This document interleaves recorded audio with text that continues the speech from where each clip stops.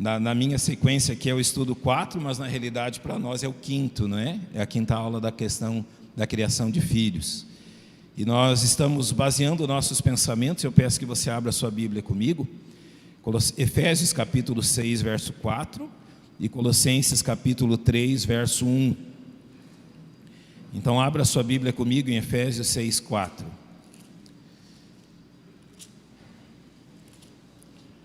A palavra de Deus diz aos pais, então é a ordem de Deus aos pais aos quais Deus deu a responsabilidade de criar seus filhos.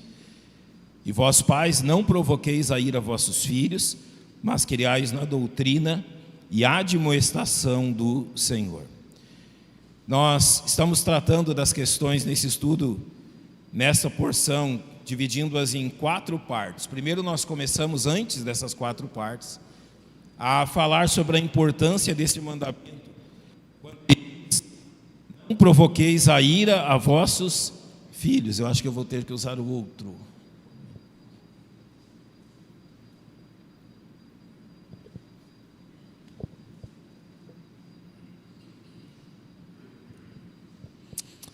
Olha, eu vou fazer uma reclamação. Esses microfones são caros que só, viu? E para nós aqui não está adiantando.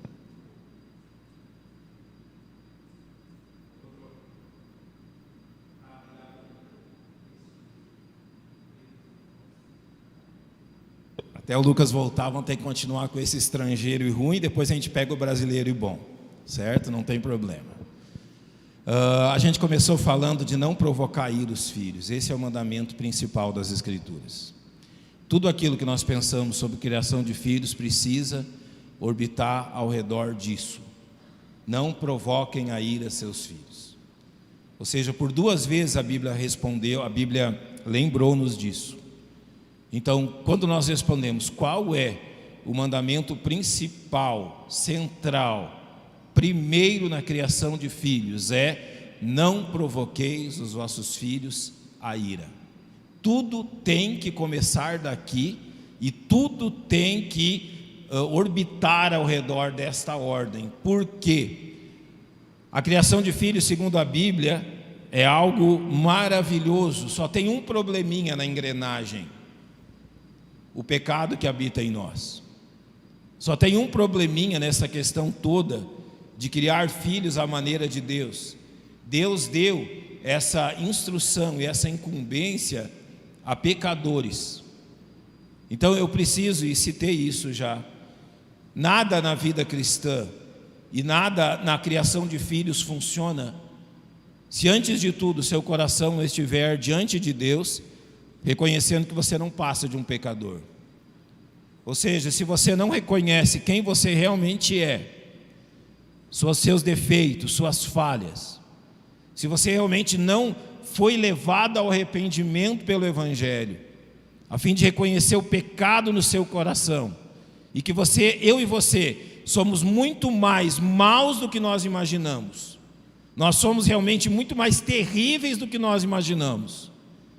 Se nós não chegarmos primeiro pelo arrependimento a Jesus Cristo, nós nunca vamos ter o poder que precisamos para criar os nossos filhos de acordo com o modelo de Deus. Porque a única engrenagem falha somos nós.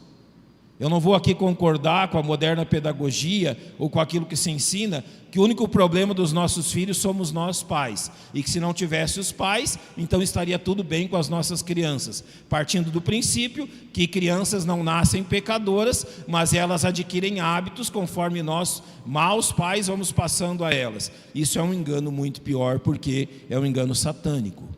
As crianças nascem pecadoras, e a Bíblia nos ensina a criá-las a fim realmente de redimi-las, levá-las também ao arrependimento, mas esse arrependimento precisa começar pela nossa própria vida. Então Deus nos diz para criá-los realmente não provocando-os a ira, porque essa é a maior tendência que temos como seres humanos pecadores. Esse é o nosso grande problema. Então nós passamos a 4 lições: como revelar o amor certo, como revelar a atitude certa, como praticar o exemplo certo. E agora estamos na parte como praticar a disciplina certa. E hoje o que nós vamos falar é como nós devemos disciplinar. Então, a partir daí, exatamente. Como, então, aplicar a disciplina sem conduzir os nossos filhos à ira? Como aplicar a disciplina sem ter como resultado amargura, ira, quebra de relacionamento, um coraçãozinho fechado para nós pais e para Deus também? Deus nos ensina como fazer isso. Como disciplinar os nossos filhos, porque isso é preciso, sem realmente levá-los à ira contra nós, contra Deus, contra a autoridade. Eu vou usar um exemplo.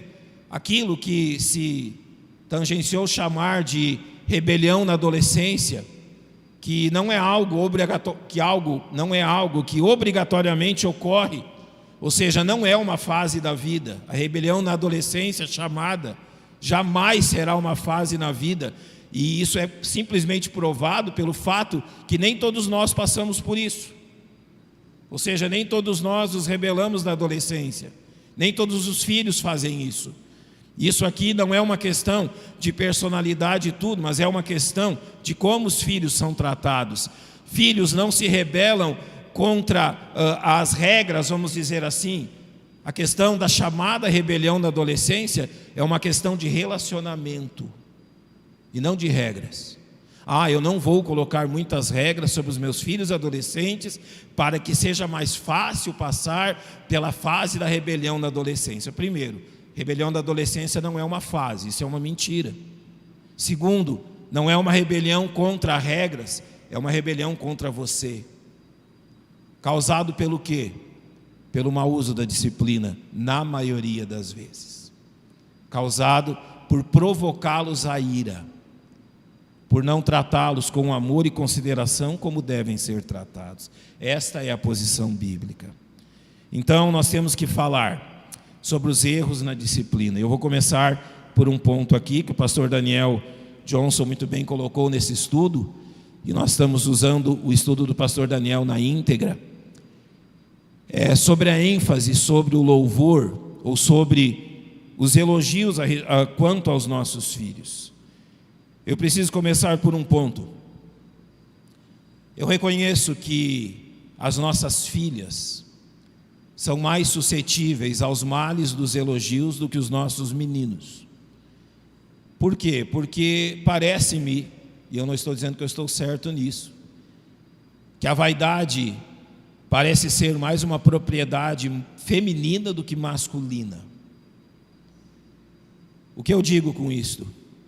Irmãos, nós devemos ter muito cuidado sobre a forma e o como elogiamos. Porque o elogio literalmente é uma faca de dois gumes. Muito bom na hora certa, problemático na hora errada. E nós devemos ter cuidado, principalmente na forma com que os nossos filhos passam a contemplar a si mesmo, com base em algumas coisas que nós dizemos. Excessos de elogios. Elogios quando não são dirigidos a atitudes, mas sim a fim de demonstrar aos outros como os meus filhos são bonitos, como os meus filhos são lindos fisicamente. Você acha realmente que excessos de elogio quanto à beleza? Não estou dizendo aqui que isso não é verdade, certo? Nossos filhos são lindos mesmo. Vocês conhecem a história? Lucas, ajuda-me.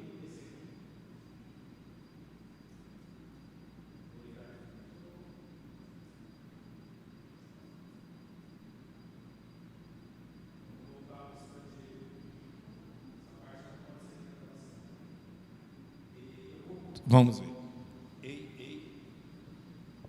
Luizinho, me ajuda aqui, meu filho. Troca a pilha desse aqui. Agora tem que saber onde é que eu estava. Vamos de novo para a questão do... Vocês conhecem a história da mãe coruja, não conhecem? Sabe?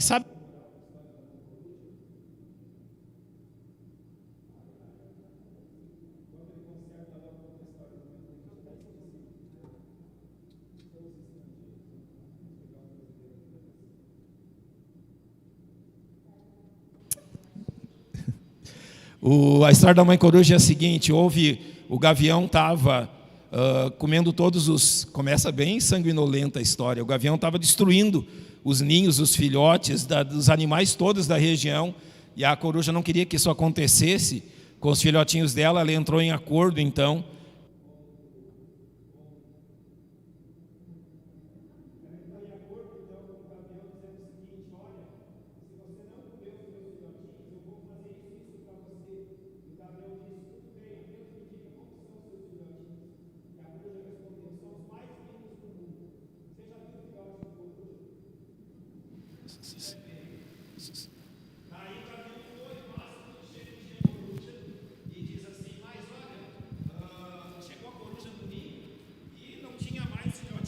não tinha mais nada. O gavião tinha passado e comido todos os filhotinhos. Ela foi correndo no gavião e disse: nós não tínhamos um acordo? E ela disse: não. O gavião disse: nós temos um acordo, mas você não cumpriu o acordo. E ele disse: como assim? Eu cheguei no meu ninho agora e não tenho mais meus filhotes. E ele disse: não, isso é impossível, eu não faria isso. Como que você disse para mim que eram seus filhotes? Eram os mais lindos no mundo. Mas quando ele chegou lá e viu aqueles bichinhos feios, não imaginou que eram os filhotinhos da coruja. Sempre assim aos nossos olhos. Os nossos filhos sempre são os mais lindos, os melhores, os mais capazes, os mais educados, os mais atenciosos, os mais isso e o mais aquilo. Qual é o problema de elogios excessivos? É que a criança começa a acreditar que tudo isso é verdade. E a criança começa a ter um padrão dela mesma, onde ela considera que não há erros, não há falhas, e falhos são vocês quando não reconhecem como eu sou bom. Falhos são vocês quando não reconhecem como eu sou bonito, como eu sou capaz e como eu sou tudo aquilo que meu pai e minha mãe dizem de mim. Sabe, muito daquilo que se chama bullying, no nosso tempo parte disso. Crianças que não estão acostumadas com a realidade dos fatos e que, contaminadas por elogios não sinceros, mas que procuram mais exaltar os pais do que os filhos, acabam sofrendo a consequência da própria falta de sabedoria dos pais. Tenha muito cuidado com os elogios, eles são importantes, mas eles devem nos manter no tamanho que nós temos. Há uma regra no aconselhamento bíblico, eu procuro usá-la sempre, e essa regra diz o seguinte: não trate a pessoa maior do que ela é, e também nunca a trate menor do que ela realmente é. Trate ela do exato tamanho que ela tem. Trate os seus filhos do exato tamanho que eles têm. Trate os seus filhos da exata forma que eles são. Elogios insinceros vão prejudicar, mas o elogio bem dado, por atitude, não por comportamento, depois eu vou dizer isso, é precioso. O elogio dito na hora certa, por uma atitude certa, é precioso. O elogio dito no momento certo, pela escolha certa, pela coragem de escolher o certo em vez do errado, pela coragem de não ir junto com os outros, mas cumprir aquilo que ele sabe que é certo, pela coragem de fazer o que Deus quer e não o que as pessoas querem que eles façam. Esse elogio na hora certa é bom. Esse elogio edifica, porque a regra do elogio ele é sempre bom quando ele nos conduz a glorificar a Deus, não aos homens. Então, comecemos por isso. Cuidado com a ênfase em elogios, em relação à questão física, à beleza, principalmente quanto às nossas meninas.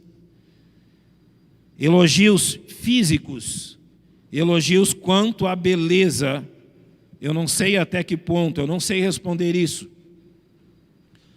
mas parecem que despertam interesses e motivações antes do tempo, quando são destinados unicamente à questão física. É a mesma coisa que eu digo aos irmãos quanto ao uso de maquiagem, ao uso de elementos de adorno, brincos, tudo isso tem o seu lugar. Tem brinco de mulher e brinco de criança, tem alguma forma de maquiagem infantil que você pode usar, mas também tem a maquiagem de mulher. Uma menina, ela é uma mulher no sentido biológico, mas não no sentido de maturidade. Então tenha cuidado com as filhas. Muitas vezes nós podemos estar despertando-as antes do tempo, através de um constante elogio, um constante citar as questões físicas. Como você é linda, parece-se como uma mulher. Ela é uma mulher. Mas não precisa ficar a todo tempo reforçando o ponto físico, porque ela vai num determinado tempo, e eu repito, eu não sei, eu não consigo entender todo esse mecanismo, mas parece que isso as ajuda a despertar para as questões quanto ao sexo oposto antes da hora. Então tenha cuidado também com essas questões. Até mesmo, não é, eu posso acrescentar aqui a questão da roupa. A roupa de criança e roupa de adulto. Há comportamentos de crianças e há comportamentos de adultos. Há poucos dias atrás eu li uma notícia, não sei se você leu a mesma, se não me engano, uma criança russa, uma menina de 9 anos, namorando um menino de 13 anos, com apoio de ambas as famílias. É esse o estado que a gente está chegando. Então tenha cuidado de uma forma amorosa em tudo isso. Erros na disciplina. Quando nós pedimos e não ordenamos. Isso aí parece forte, não é? Quando nós ficamos a pedir aos nossos filhos e não a ordená-los. Não há escolha, irmãos. São os pais que governam os filhos. Isso é ordem de Deus. Não estamos sendo aqui autoritários, imperialistas ou qualquer outra forma. Estamos seguindo o que Deus disse. Os nossos filhos não devem ter escolhas, há apenas uma opção: nos obedecer. Não há outra opção. E pais erram quando pensam que podem exercer algo como uma paternidade democrática, onde os filhos participam das decisões. Filhos não participam de decisão alguma. Eles obedecem aquilo que mãe e pai decidiram como melhor para o lar. E não há discussão quanto a isso.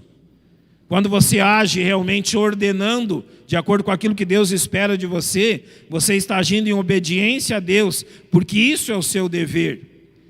Realmente, a maioria dos pais talvez não entenda o quanto é próprio e necessário estar no controle da vida de seus filhos. Eu vou ilustrar com algo, não daqui, mas que um dia eu ouvi. Uma criança de 8 anos, uma menina, alguém ofereceu ao pai: olha, eu trouxe de tal lugar diversas roupas, e eu gostaria que estão num preço bom, gostaria que você verificasse para ver se você quer ficar com alguma para a sua menina. Sabe o que o pai respondeu? Tudo bem, eu vou lá buscar ela, e se ela gostar de alguma, então eu vou ficar. Não são as crianças que escolhem suas roupas, são os pais. Não são as crianças que escolhem o modo de vestir. O modo de vestir de uma criança é ordenado pelos pais. Primeiro porque é nós que compramos, certo? Começamos daí. Quem gasta tempo trabalhando, quem soa para comprar somos nós. Então, vamos ser bem sinceros na questão sem ser brutos. Quem decide o que entra na minha casa sou eu. Não são eles. Deus disse para ser assim. Então, nós não nos preocupamos nesse sentido com a opinião deles quanto ao quê. Claro que há detalhes que a gente amorosamente respeita. Por exemplo, tem criança que tem bom gosto e gosta mais do azul. Tem criança que gosta mais do vermelho, lamento. Agora, estou dizendo pelas cores que eu gosto e que eu não uso, certo? Então, se fosse pelo meu gosto, eu nunca usaria vermelho, usaria tudo azul. Fazer o quê? Se realmente há coisinhas assim que não ferem o geral, mas que são do gosto da criança, faça, não tem problema quanto a isso. Há imagens, há animais. Mamãe, eu gosto tudo que tenha cavalos. Não tem problema, gente, é só um gosto da criança. Se você pode, viu uma roupinha, está de acordo com aquilo que você, dentro dos seus padrões, tem um cavalinho lá, porque a criança gosta mais, compra. Isso não interfere em nada. Ou seja, é o respeito também aos gostos pessoais de cada um. Mas, de forma geral, as linhas gerais são determinadas por você. Pais, eles ordenam e não pedem. Por isso que eles são pais. Pais, eles determinam. Eles não têm o papel de conselheiros. Jamais cambie as coisas com seu filho como se você fosse simplesmente um conselheiro dele. Você não é simplesmente um conselheiro. Você é autoridade. Você não está pedindo os conselhos deles. Você está determinando o rumo. Pai ou mãe podem dar opções, mas dentro das opções que eles determinam, e não da que os filhos preferem. O resultado realmente é um filho que está no controle da autoridade dos pais, porque sim, pais, os chefes são vocês. Quem manda no lar são vocês. E Deus quer que os filhos estejam debaixo da autoridade dos pais, debaixo do seu controle. Então não errem cambiando esse controle. Ordenem. É isso que Deus quer de cada um de nós. Segundo, um grande erro na disciplina é deixar a criança fazer o que quer e bem entender. Quando nós deixamos a criança sem disciplina, ela torna-se lei para si mesma. E o que ela quer fazer torna-se seu direito. Dessa forma, você não produz um filho obediente, mas você produz um filho rebelde. Pais, nós não devemos cair no erro de permitir que os nossos filhos façam o que querem, o que bem entendem, na hora que querem, no momento que querem, quando querem, como querem, do jeito que querem. As coisas não funcionam assim. Se a autoridade está em nossas mãos, até que esteja debaixo do nosso telhado, não importa se tem 16, 17, 18, 19 ou 20 anos, se está debaixo do nosso telhado, as coisas andarão de acordo com aquilo que nós determinamos. Se no meu lar não entra isto ou aquilo, meus filhos podem ter 30 anos, se estão debaixo do meu teto, ou como diria minha mãe, enquanto eu pago as contas, as coisas aqui são assim. Isso não é cambiável, isso não é negociável. Debaixo do seu teto, as coisas são como tem que ser. Debaixo do seu teto, as coisas realmente andam de acordo com aquilo e devem ser que a palavra de Deus diz. Há uma questão que devemos citar nisso. Todos sabem o que é birra. Sabem quando a criança dá birra? Não precisa explicar o que é, não é? Nem ilustrar aqui na frente, né? Vocês já entenderam o que é birra. Olha, irmãos, a não ser que a criança, eu vou começar por isso, tem uma razão séria para chorar. E daí eu lembro de uma frase, né? Que pai não falou isso? Ah, tá chorando? Espera aí que eu vou te dar uma razão para você chorar. Que filho que não ouviu isso também, né? Meus irmãos, se não há uma razão justificável para choro, significa que choro não deve existir. Não é hora de chorar. Você verifica, não há machucados, não há nada que agrida, não há uma circunstância de medo, de ansiedade, qualquer coisa que possa acontecer. Eu vou tentar explicar, por exemplo, o meu caso para vocês. Você está vendo a luz dessa lâmpada? Para a gente ela é assim. Você imagina como a luz dessa lâmpada é para um autista? Quando uma psicóloga do Lael me explicou como que a luz e o som funcionam para eles, eu comecei a entender por que determinadas coisas aconteciam. Você está me escutando falar. Para nós o som é som. Mas houveram vezes, há poucos dias aconteceu, eu entrei num lugar com o Lael, que eu achei que ele ia achar o máximo. Tinha caminhão, tinha tudo. Eu achei, ele vai. Quando eu cheguei perto da porta, ele desesperou-se. Eu tive que segurar para ele não sair correndo. Eu insistindo, vamos, e não me... Daí eu escutei um barulho de um motor. Para mim era o barulho de um motor. Agora você imagina que era para ele, com a audição que ele tem. Ele estava apavorado. Sabe, no meu caso, e o caso de alguns irmãos, nós temos filhos que a percepção das coisas é diferente da nossa.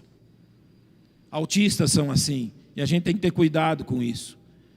Então, até certo limite, isso ocorre com crianças também.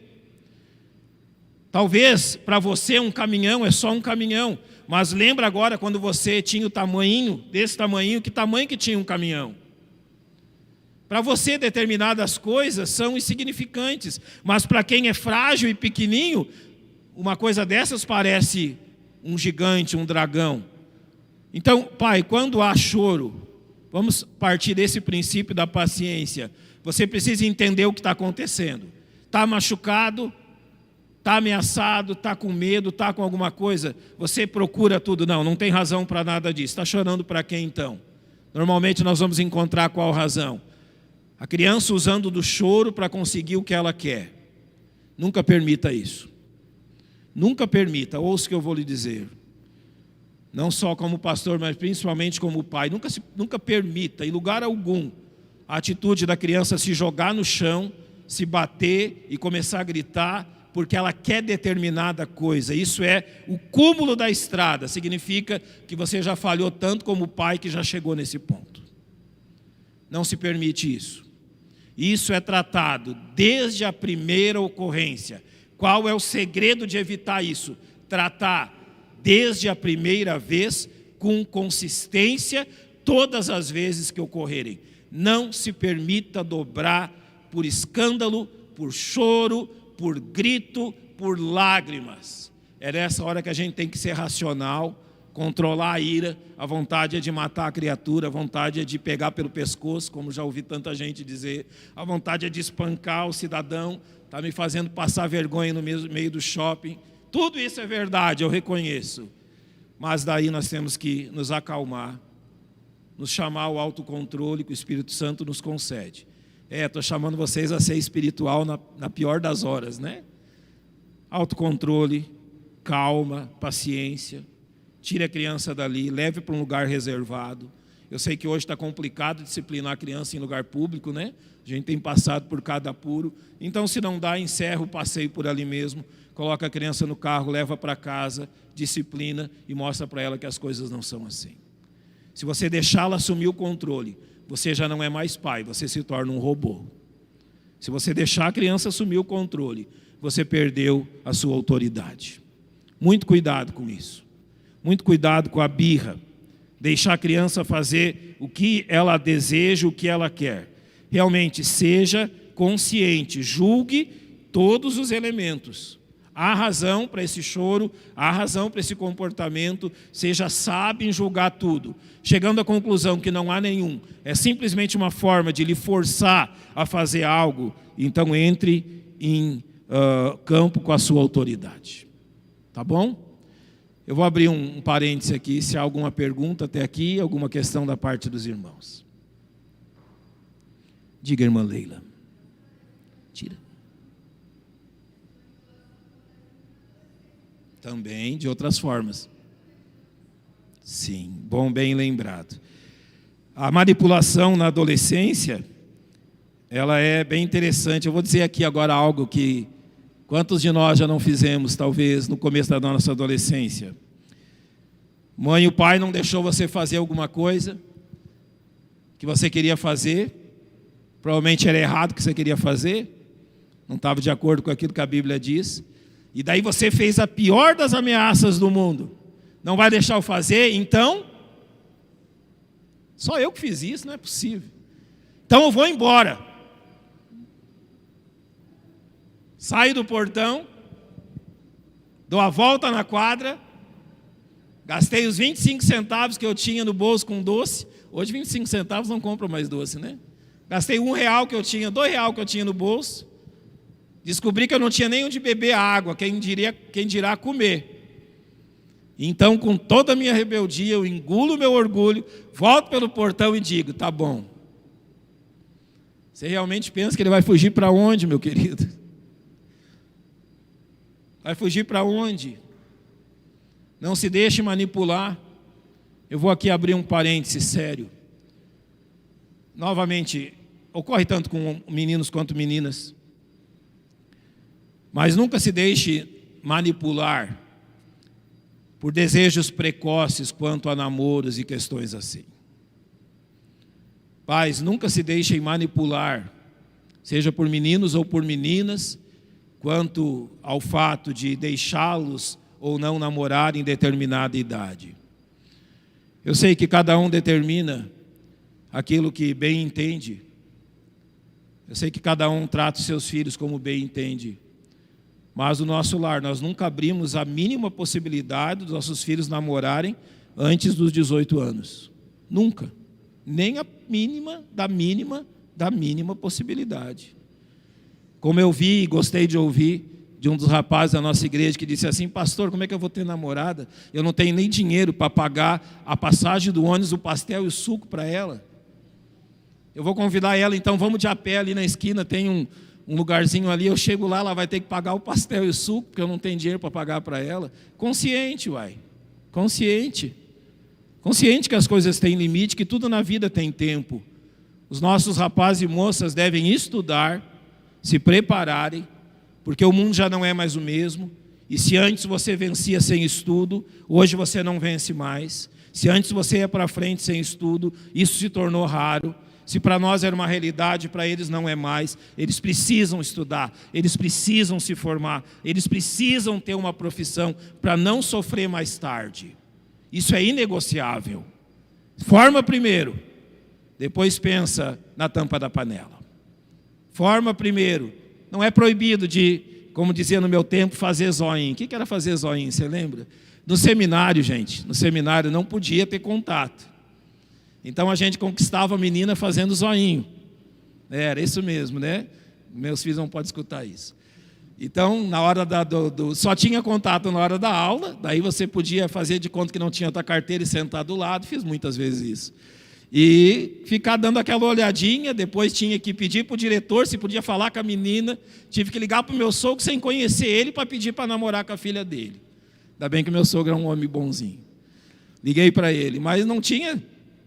Essa era a forma, não é proibido fazer zoinho, tem interesse, mas as coisas têm limites, tenha cuidado com isso. Tenha muita atenção quanto a estas questões também. Alguma questão mais, irmãos, que a gente pode ajudar? Fale.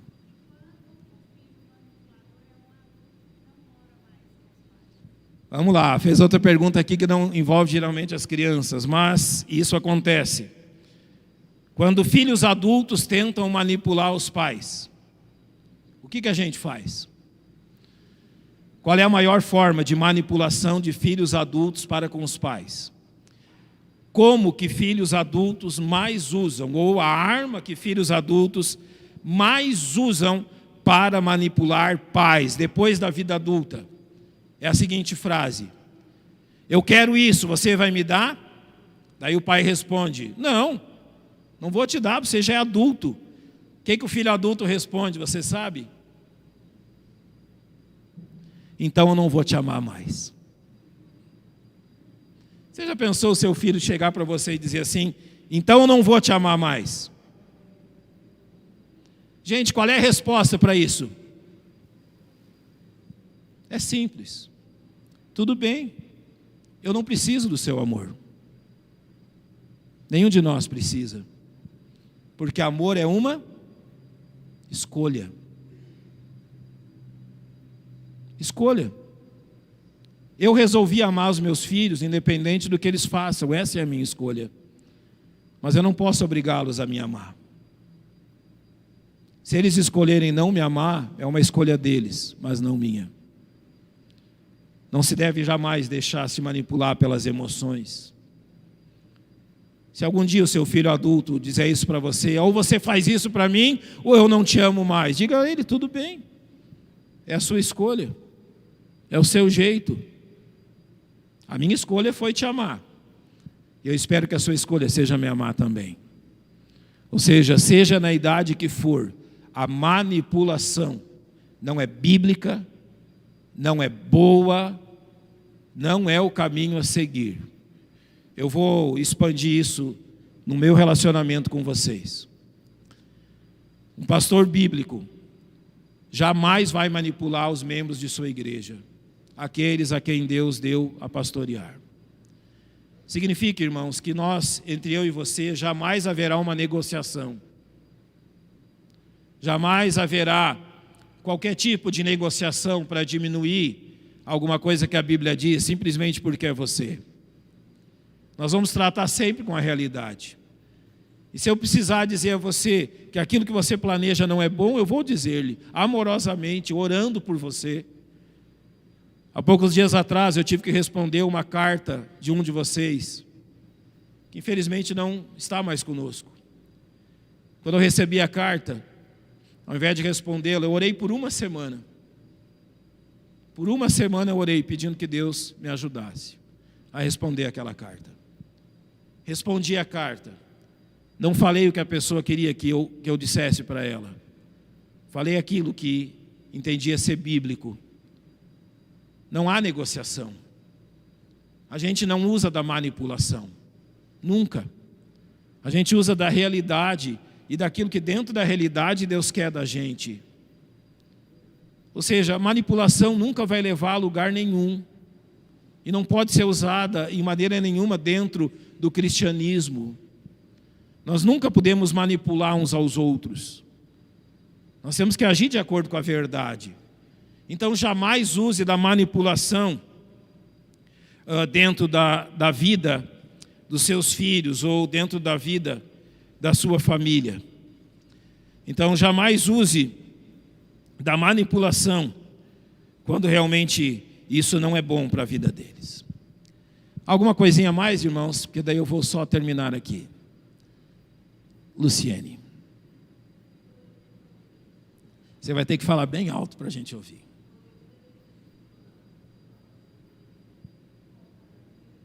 Eu ainda não estou conseguindo ouvir. Fique em pé e vem mais perto aqui, por gentileza. Se fazer você passar vergonha, vem cá.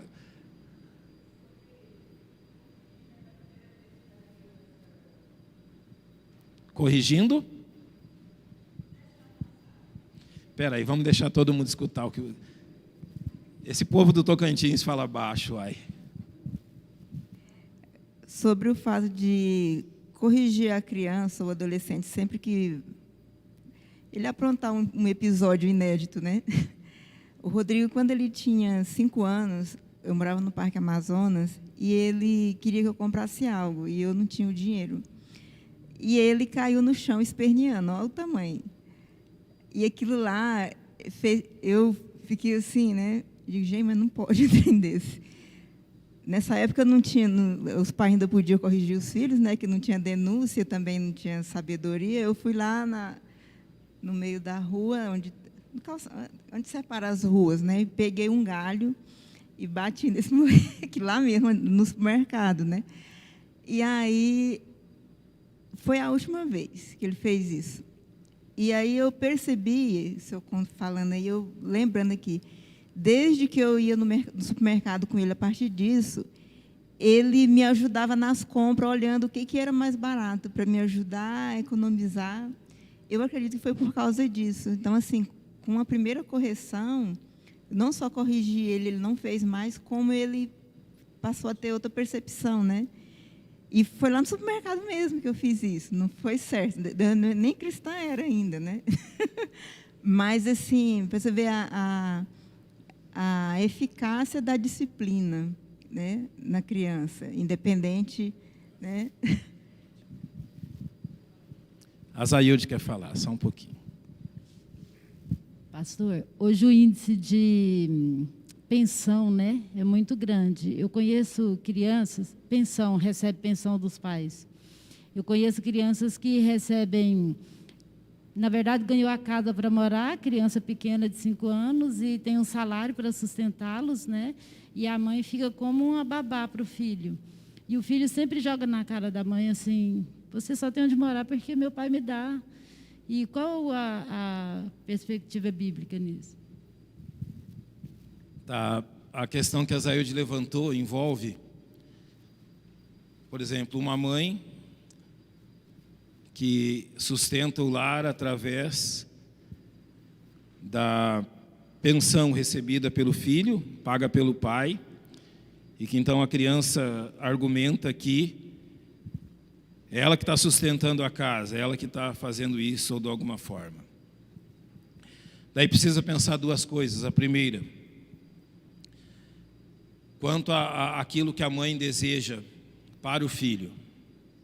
Por exemplo, a mãe pode fazer a escolha de não trabalhar e de cuidar da criança em tempo integral, porque aquilo que ela recebe do pai, da criança, é suficiente para elas. Não há erro nisso, quando as questões assim são acertadas. Ou seja, o que precisa é a mãe instruir a criança sobre isso. Ela escolheu estar o tempo todo com a criança, usando daquilo que o pai paga, e é a escolha dela. Agora, o pensamento deve ser levado às consequências disso.